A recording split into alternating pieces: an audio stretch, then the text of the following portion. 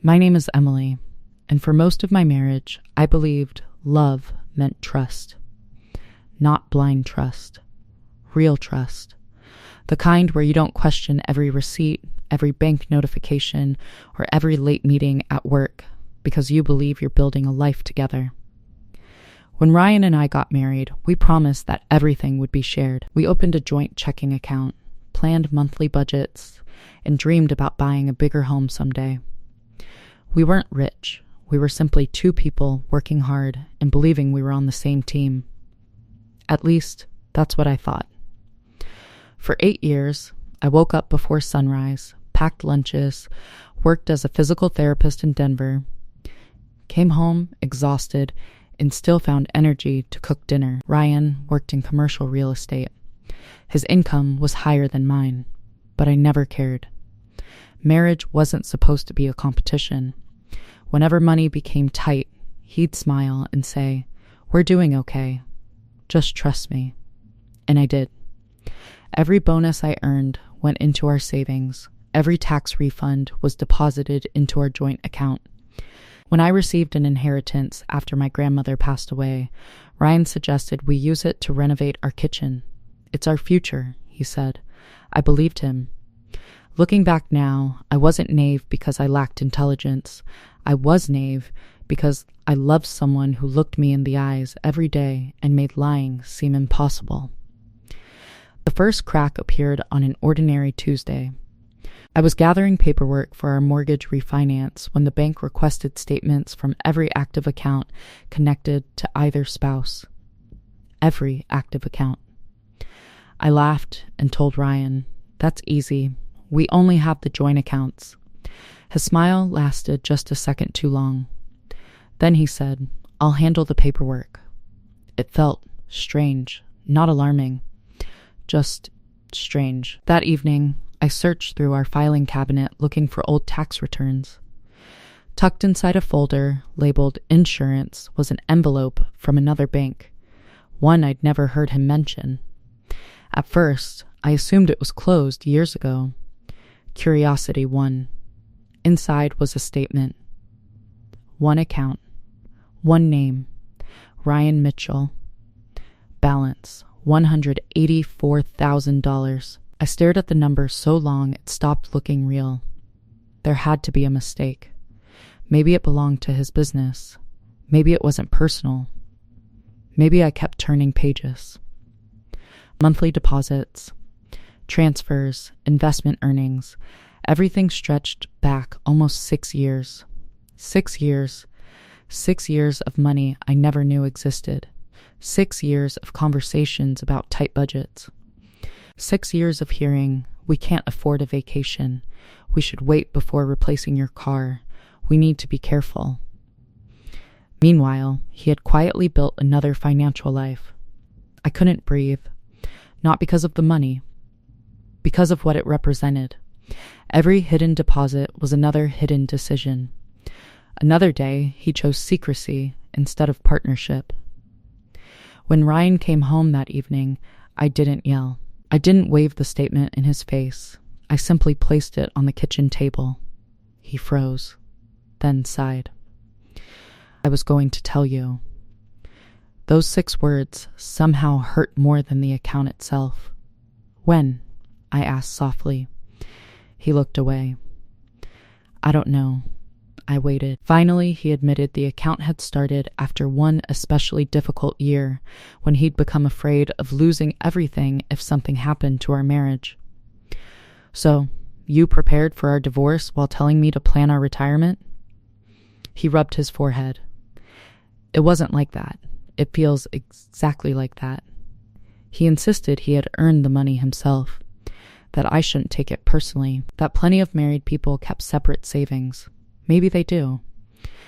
But they don't usually hide them while pretending there isn't enough money to fix a leaking roof. They don't encourage their wives to contribute every spare dollar into shared accounts while quietly protecting their own. That wasn't financial planning. That was deception. The next few weeks became painfully quiet. Ryan acted as though honesty should immediately erase years of secrecy. "I've told you now. We can move forward.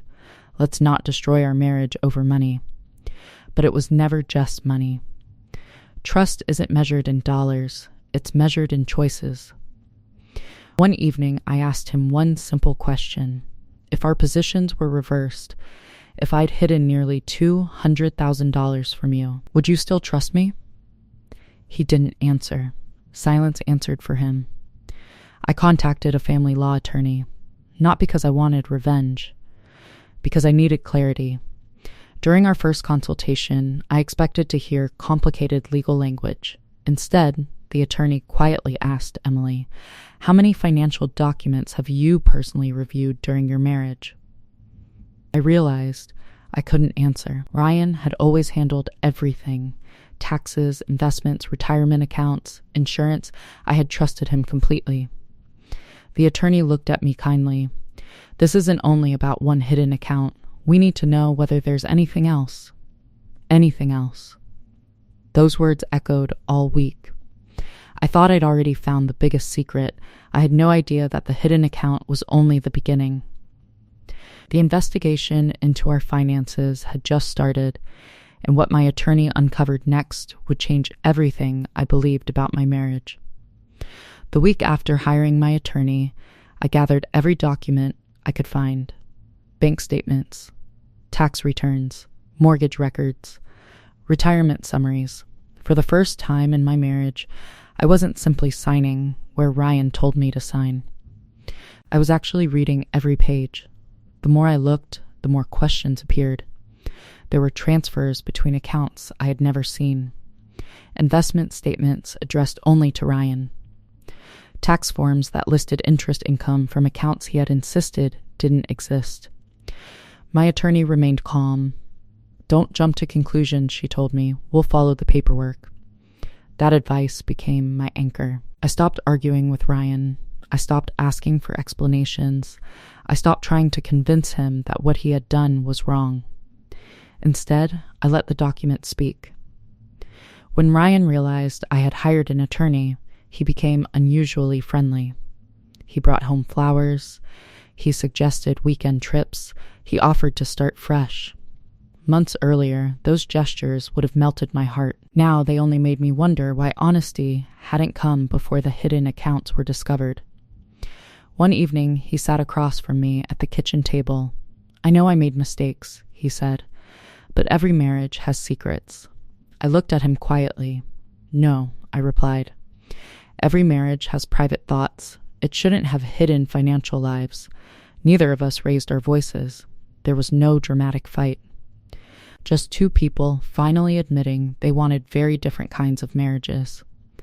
A few weeks later, the financial disclosures began. By law, both of us had to provide complete information about our assets. Ryan delayed. Then he submitted incomplete paperwork. My attorney wasn't surprised. "We'll request additional records." She did.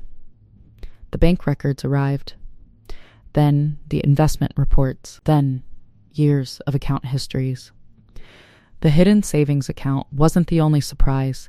There were investment accounts funded with money that should have gone into our shared finances, bonuses that had never appeared in our joint account, interest earnings that had quietly accumulated while I believed we were struggling. The numbers hurt. But what hurt more was realizing how many conversations had been built on half-truths. I remembered postponing vacations, driving my old car long after it became unreliable, saying no to graduate school because Ryan insisted we couldn't afford the tuition. I had sacrificed opportunities for a financial reality that wasn't entirely real. The court hearings were nothing like television. No shouting, no shocking confessions, mostly paperwork, testimony, impatient explanations. When it was my turn to speak, I answered only what I was asked. I didn't insult Ryan. I didn't list every disappointment from our marriage. I simply explained that I had made financial decisions based on incomplete information because I trusted my husband. The judge listened carefully. Ryan argued that the money belonged to him because he had earned most of it. My attorney calmly presented years of financial records showing how marital income had been intentionally separated without my knowledge while I continued contributing everything I earned to our shared life. The difference wasn't who earned more. The difference was honesty. After reviewing the evidence, the judge explained that transparency matters in a marriage, especially when making financial decisions together. The hidden accounts couldn't simply be ignored because one spouse had chosen secrecy. Hearing those words brought an unexpected feeling. Relief, not because I wanted Ryan to lose, because someone finally understood why this wasn't about greed, it was about trust. The final settlement was fair. The hidden assets were included in the division of marital property. For the first time in years, I felt like I was standing on equal ground. A month after the divorce was finalized, I moved into a small townhouse. It wasn't as large as the home we once shared, but every room felt peaceful. I bought a dining table without asking anyone's permission. I opened my own savings account. I met with a financial advisor and learned things I wished I had understood years earlier. Not because I expected betrayal again, because knowledge is part of independence. About 6 months later, Ryan called. "I've been thinking about everything," he said. "I know," I answered. I wish I had handled things differently. I believed him. People can regret their choices, but regret doesn't erase their consequences. "I hope you find peace," I told him sincerely, "and I hope you do too." When the call ended, I didn't cry. I didn't feel angry. I simply felt finished. Today, when younger women ask me for marriage advice, I never tell them to distrust their husbands. Trust is still beautiful, but trust should never replace awareness. Know where your money is. Understand the accounts. Read the documents. Ask questions. A healthy marriage isn't threatened by transparency. It's strengthened by it. Loving someone doesn't require giving up your voice. And protecting your future doesn't mean you expect the worst. It means you respect yourself enough to stay informed. The greatest thing I gained from my divorce wasn't financial security. It was the quiet confidence that comes from knowing I will never again confuse silence with peace or secrecy with love. Real partnership is built on honesty. And real self-respect begins the moment you stop apologizing for expecting it. If this story touched you, please comment and subscribe. I have one question for you. Should complete financial transparency be expected in every marriage? Let me know your answer below.